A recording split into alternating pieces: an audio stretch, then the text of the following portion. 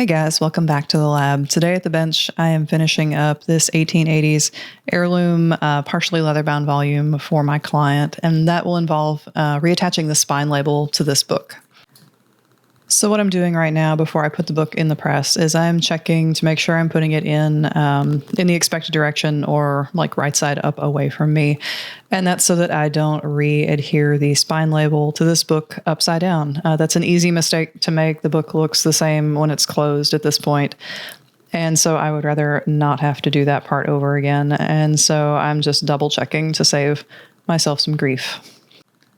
So in a previous episode, I prepared the spine label to be readhered. I pulled the loose paper off the back, and I also trimmed it down to fit. So I trim it so that there's no overhanging leather in that joint where the front and back covers open, and that new material I added, moves.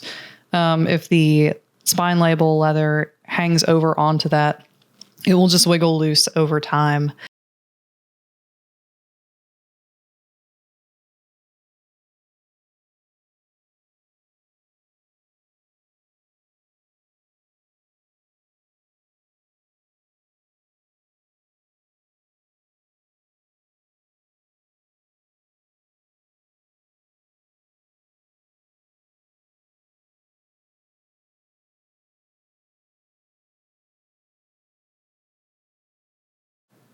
So I apply the adhesive to the book, and then I make sure I have no extra adhesive on my fingers, and that's me rolling the adhesive off. And then I place the spine label, and I'm very fortunate because this label is still flexible and the material's thin and it wants to adhere. Sometimes these can be a little more difficult. So I press all over to make sure there's no air and that there's good contact between the spine label and the new material that I put on this book.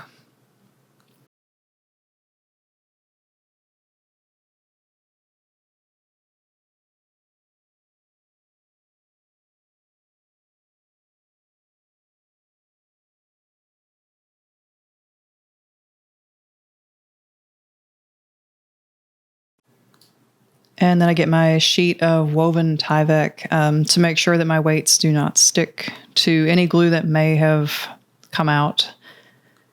And then I weight it overnight.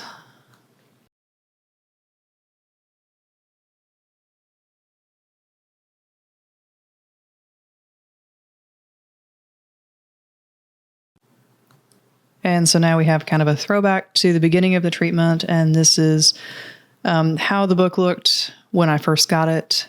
As you can see, it has preferential openings. It doesn't open evenly.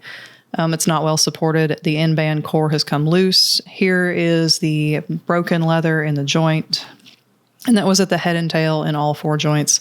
And here is after I've pulled the weights and the woven Tyvek off this book. So you can see it opens beautifully. It's well supported. And now I can remove the piece of plastic that I put in there to ensure that the hollow tube attachment and structure stayed a hollow tube throughout treatment. And so this is how the book is returned to the client, ready for him to read, and hopefully it will last much longer than it otherwise would. All right, guys, thanks for tuning in to watch this book's conservation and repair. If you enjoyed this, the next book I'm doing is an 1890 oversized family Bible that needs a similar repair but has a lot of differences too. So be sure to tune in for that. Thanks.